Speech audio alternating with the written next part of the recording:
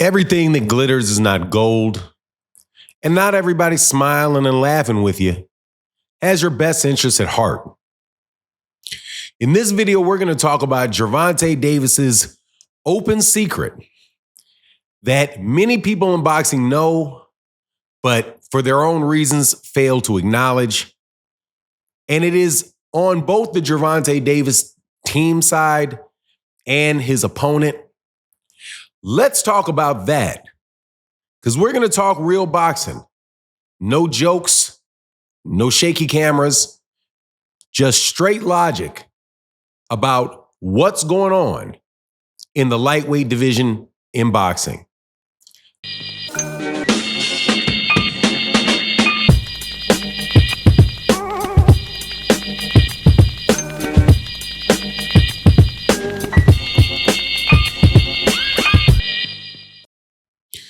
Devin the Dream Haney, Keyshawn Davis, Ryan Garcia, Floyd Mayweather Jr., Leonard Ellerbe, Lamont Roach, Gary Russell Jr., Gary Antoine Russell are just some of the fighters that I have heard tell an open secret about Gervonta Davis when they are clearly saying he should not be fighting them. Now, before I get into that, let me welcome you back to the channel, because I'm going to tell you what this secret is. And it's very open, and it's very serious, and it's very boxing related. Not, haha, jokey joke. I think I want to see this. I think I want to see that. No, hardcore boxing history, hardcore boxing rules, hardcore boxing facts. Now, before I get into that, though, let me welcome you back to the channel. If you're new to the channel, please accept my invitation to hit the subscribe button. And man, if you feel like supporting in the super thanks is really important to the channel. So, hey, man, please do it. Little $sign right there. Hit that link or go find somebody else to support as well, because there's a lot of content creators that could use the support. So since I will readily admit that I need support in order to do this channel, let me give you something that I consider to be substantive, valuable, and authentic. There's an open secret about Gervonta Davis, and that is that Gervonta Davis is not a 135-pound fighter, that eventually he will lose if he continues to move up in weight, or he continues to fight guys that are not just within his weight class, but are also not within his, let's use the phrase, size category. Now, weight classes, for some reason, to many people seem to mean, they don't really mean anything. It's just something to move through. No, weight classes are there for a reason. Because throughout the 200+ year history of boxing, people began to realize that the size of a human being in a fight, where punches are being thrown and landed, and where distance and strength play a huge part, you will have massively unfair fights if you do not put like-sized human beings in the ring with like-sized human beings. That is the very concept of a weight class. That is not something, they are not there to become accolades for fighters. They are there to ensure that we have a fair contest and that these fighters are the same size. And let me repeat this. They are there to make sure you have a fair contest. It's not unfair because of the skill set. If somebody is better at you under the same rules, but he's a lot better fighter than you, that's still a fair fight. That's a fair fight because everybody fights under the same rules. What is not a fair fight is where you have a massive size mismatch in which you literally are at a monstrous disadvantage that you may be able to overcome if you're good enough and can figure it out. But let's get back to the open secret about Gervonta Davis. Keyshawn Davis is openly saying that Gervonta Davis is not a 135 pounder, that he doesn't belong in the weight class with him, and that he's too small, his arms are too short, and he'll just jab him, and move him, that little guy around all the time because he doesn't belong in the weight class. That's Keyshawn Davis. Devin Haney in the past was very clear that Gervonta Davis doesn't belong in the 135-pound weight division. He's really a 130-pounder.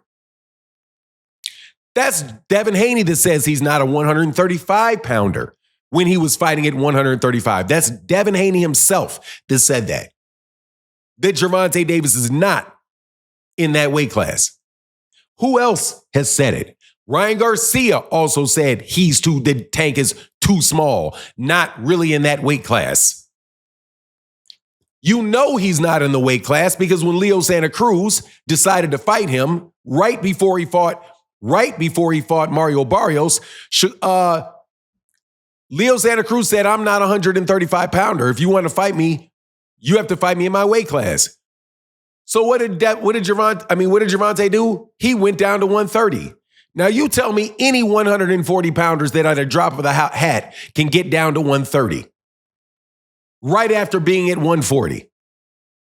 You're not going to find that, okay? So who else says this? Floyd Mayweather Jr. said it. He said we'll never see a fight between Devin Haney and Gervonta Davis because they're not in the same weight class. Now, this is Floyd who moved up many weight classes. But guess what? Floyd started at the same weight division as Gervonta did, but guess who's the much bigger person? Floyd is. But they started at the same division. I wonder why that is. Could it be that Gervonta Davis knows he would have never gotten a fight at 122?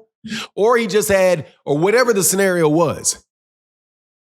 He started there. Now, why do I say that this is open secret?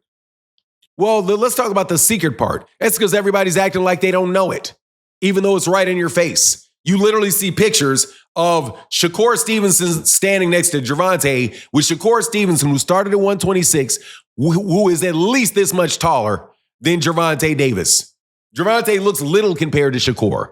Gervonta Davis looked very little compared to Teofimo Lopez when they're next to each other. These people know they're not the same size. So what proof do I have besides my anecdotal evidence from boxers saying it out of their mouths? Well, I just so happened to look at bannerhealth.com, which has a list of the height ranges for men and the ranges of weight that they would fit in if they were that height. So Gervonta Davis, who, again, open secret, is not 5'5". He's not 5'5". He's 5'3". At 5'3", a 5'3" person, let's split the difference and say he's 5'4". You will be weighing a healthy human being, walking around, not even athlete, that is 5'5", should weigh somewhere between 122 pounds and 150 pounds. I'm sorry. That's 5'5". That is where Shakur is, 122 to 150. That makes about sense. He probably walks around somewhere around 150. He started out at around 126. Yeah, kind of muscular, has a little bit more muscle on his frame than a normal person, so he probably does weigh a little bit more for the frame he has, but it fits right within him. Gervonta, who's 5'4", 117, a human being his height will weigh should weigh somewhere between 117 and 143, walking around. Now let's look at the people you guys are actively saying he needs to be fighting, like a 5'8", Devin Haney, whose weight would be between 139 and almost 170, 169. But don't those numbers also bode out when you see how much he weighs in, what weight class he fights in, and what he rehydrates to? We are human beings, okay? We are human beings. Not all human beings in the NFL are capable of playing defensive tackle. If you are a 5'10", 195-pound football player. You're not playing that position. We don't care how smart you are, how quick you are, just the very size that guy is going to bowl you over. You have to go find somebody athletic that is significantly bigger. But you off on that receiver, oh yeah, that would work because you're still small enough and